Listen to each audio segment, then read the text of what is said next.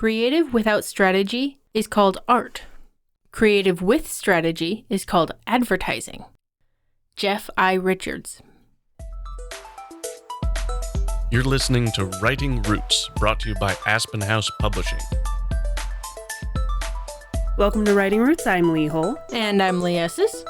We are continuing our series talking about different mediums to write in. This is not the difference between books, ebooks, audiobooks. This is writing for different platforms. So far, we've covered things like internet-based writing and what it's like to write for the screen versus the stage. And today, we're talking about a type of story that you may not even know you're consuming. Commercials. Advertising. But there aren't any stories in commercials, are there? There are lots of stories in commercials. Any good commercial usually has a story behind it. One of the first ones I think of is Mayhem of the Allstate commercials. There's always a story behind the mayhem that Mayhem is causing. A key factor in writing stories in commercials goes back to that problem and solution structure we always talk about. The problem is something that almost every one of your listeners can relate to. The solution is the product you're advertising or the service you're advertising.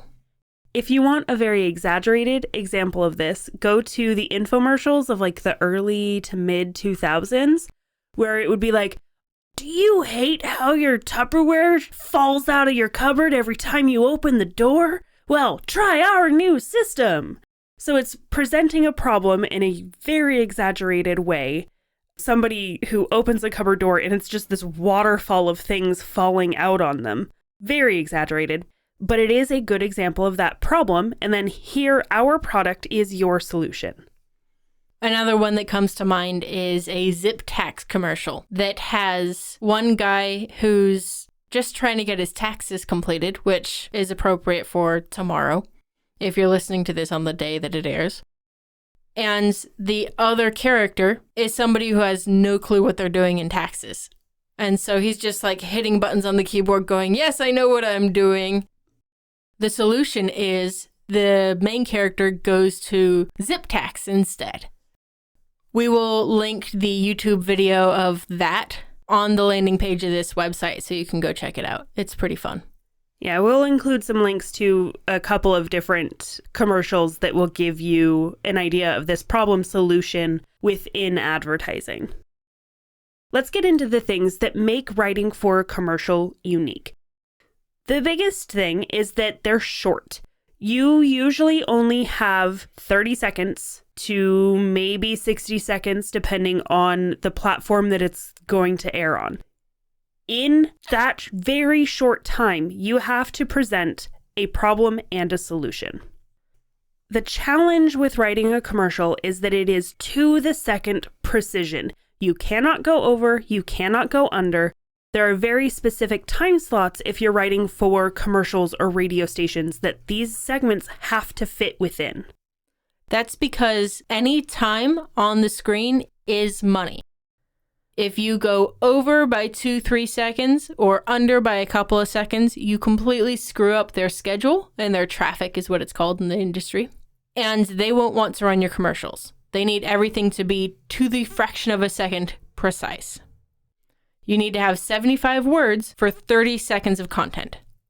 And of course, that varies just a little bit depending on the speed of your narrator or anything that is maybe nonverbal in a more visual commercial setting. For the most part, you're going to see 30-second commercials and 60-second commercials. You're not going to see a whole lot outside of those two. Every once in a while, you'll get 15-second commercials that come in pairs. They're called bumpers, and they often go at the beginning and the end of the commercial break. It's really difficult to tell a story in 15 seconds because that's about 38 words. But if you want to get into writing commercials and writing commercials for stuff that will sell because of your writing, then make sure you have that story in there. Again, the problem relates to the customer, the solution relates to the product you're trying to sell. So while writing for commercials is difficult, there is near universal consumption of these. You see them on your streaming services sometimes. You see them on the TV. You see them on YouTube. You hear them in podcasts and on the radio station. Everywhere you're running into commercials that fit this definition of a very specific time slot. So when we talk about your target audience and the specific audience that you are writing toward, it's literally everyone, which is so hard to do, especially in marketing. Which is why if you are doing this, you are writing commercials, one thing that can help you narrow down your target audience is the product itself that you're writing for. You need to take into consideration who is actually going to be interested in this product. That's who you're writing for. You also need to consider the kinds of people who are listening to or watching the platforms where your commercial will be. If you're doing it on TV, like traditional television, or on the radio, you're going to be writing for an older generation. Now, if you are writing for social media or for app ads, if you're writing for those kinds of things, you are writing for a younger generation. Those are the kinds of people you need to keep in mind as you are creating the story. But why would I bother writing commercials? What's the point? If you want to make money on your writing, writing for commercials is one of those things that you can do to make a decent amount of money. A lot of companies put a lot of money into marketing. And the marketing teams will then put money into commercials, not just airing them, but putting them on so that they stand out from the rest of the commercial break. Also, if you are a fan of writing flash fiction, those really short stories that have a lot of that rich subtext that is implied through a short amount of actual text, commercials might be a good spot for you to dip your toe in, see if you like it. Because it does require that skill of the unsaid as well as what's being said. There's a lot in a commercial that is conveyed through other things than what the actors are saying. It's also interesting to try to do a series with these. I feel like the Mayhem commercial is a good example. You don't have to watch them in any particular order, but you start to recognize mascots and branding through the stories that you tell.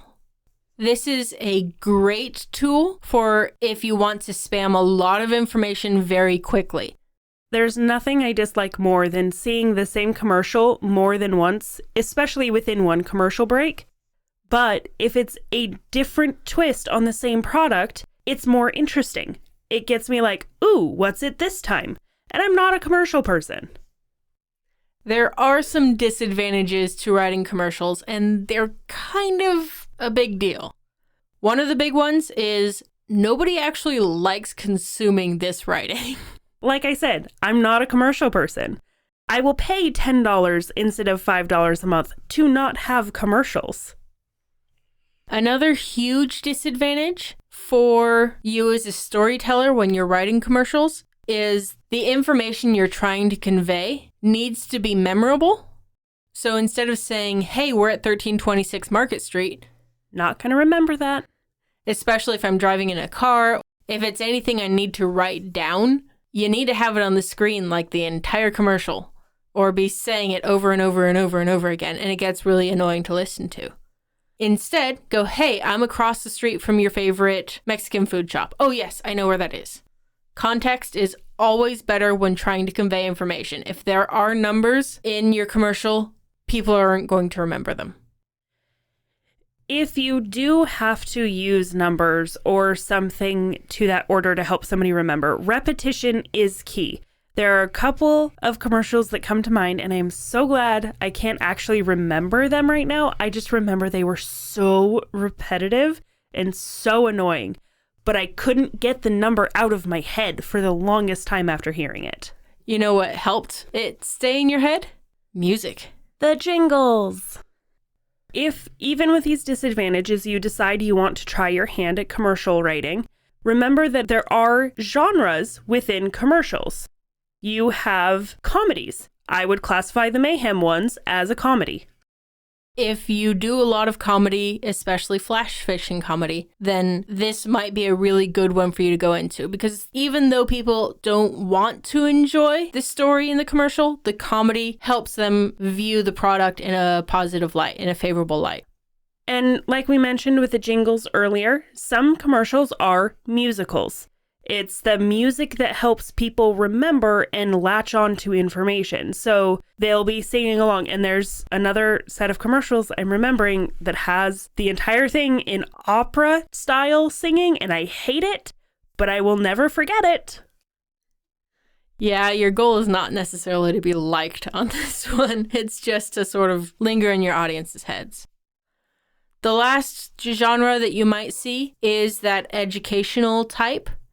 If you're doing anything educational, it should be to promote you or an event and not necessarily the information itself.